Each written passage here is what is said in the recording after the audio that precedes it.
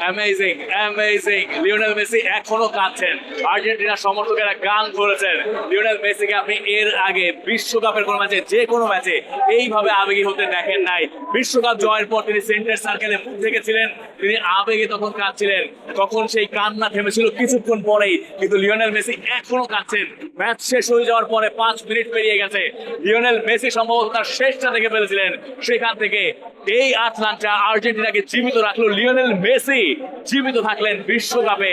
কি অ্যামেজিং ভাবে এই গল্প আমাদের সামনে আনফোল্ডেড হলো, যখন ইজিপ্ট 2-0 গোলে এগিয়ে গেল। আর্জেন্টিনার আজকে একটা বাজে দিন যাচ্ছিল, আর্জেন্টিনা এই ম্যাচে ফেরে কি করে, তারপরে লিওনেল মেসি নেতৃত্ব দিলেন।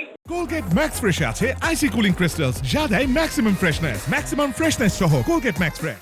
তার একটা ক্রস থেকে পুতি রোমেরো গোল করলেন, এরপরে দ্বিতীয় গোলটা সেই লিওনেল মেসি করলেন। What a strike, 2-2। তারপর আপনি জানেন যে ম্যাচে আর্জেন্টিনা তখন ফেভারিট। ম্যাচের একেবারে শেষ মুহূর্তে Lautaro Martinez, what a cross, ঠান্ডা মাথায়। এবং মেসিকে এখন কোলে করে তার টিমমেটরা এই মুহূর্তে উদযাপন করছেন।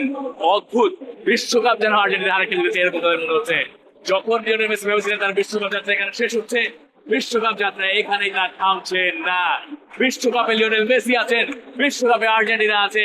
এনজো ফার্নান্দেজের শেষ গোলটা আর্জেন্টিনাকে টিকিয়ে রাখলো বিশ্বকাপে। লিওনেল মেসি থাকলেন বিশ্বকাপে, আর বিশ্বকাপের গল্পটা এখনো তর্কতে থাকলো বাংলাদেশের আর্জেন্টিনা ভক্তদের। For more updates, subscribe to our YouTube channel and click on the bell icon. Follow us on Facebook and Instagram. Download T Sports app to enjoy exciting games and highlights. Visit tsports.com.